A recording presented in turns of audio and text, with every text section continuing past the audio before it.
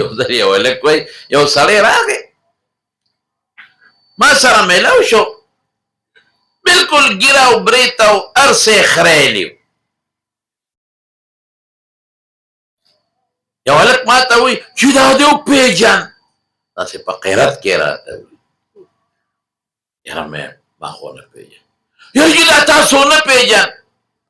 بچې ما خیال کې مې نه یو څه سړی ما ته ګوري دا ما یې کېدي چې څوک پېژنګلو به سرکاري څوک افسر به څوک ښه سړی به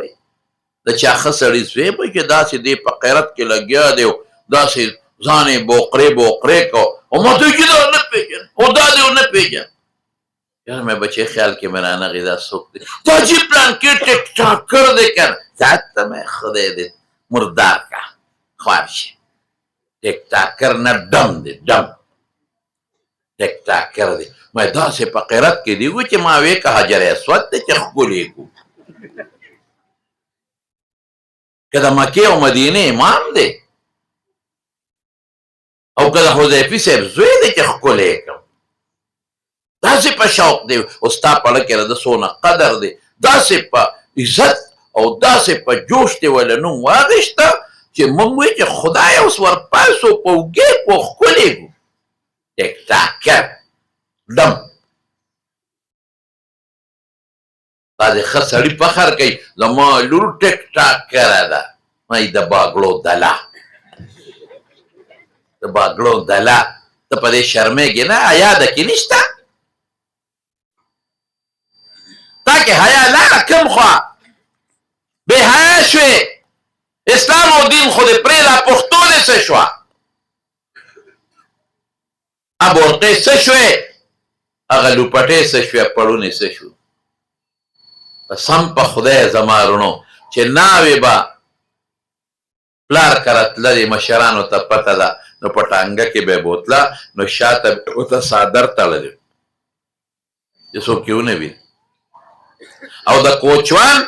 او د هغه سیټ په منځ کې به یې پرده تړلې وه او کوچوان ته به یې وی چې په هغه سیټ په سر کښېنه چې دې ښځو سره دې شو نه لګي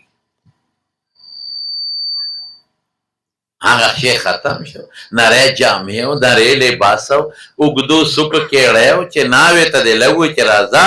او اورېږه په پرده کې ادله دیکه در کې اخواشه وایي ولې زما خپې نشته څه کېړو نه ټقار وباسي بیوټي پارلر پېژنې که نه جنې هلته ځي هغه هلکان ورشه دا زمونږ شکر تا زمونږ ښځې الحمدلله او د دې بانډو مهرو د دې علاقو ښځې شکر د دې نه خلاصې دي او ورشه وګورئ په غټو غټو ښارونو کې نو جنې ځي او هلکان یې ناوې کوي بې خونده پلار او بې غیرته پلار د اوس پلار دله پلار د اوس رور او بې غیرته رور ستا لور او ستا خور به ځي او په پارلر کې به هلکان دې له ویښته سمئ او هلکان به وله په مخ باندې رنګونه پورې کوي مړه مرګ دله غوره دی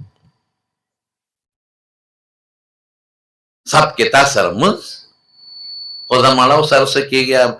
مولانا شمس الحق افغاني صاحب ته یو ځل چا وی دوس سره په سب کې مونځ جایز دی که نه وي او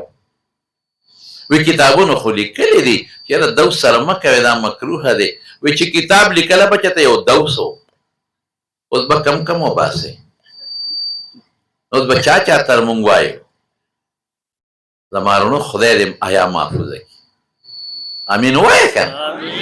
شوق سره ووایه خدای دې زمونږ د لوڼو خویندو حیا او عزت او پرده محفوظه کړي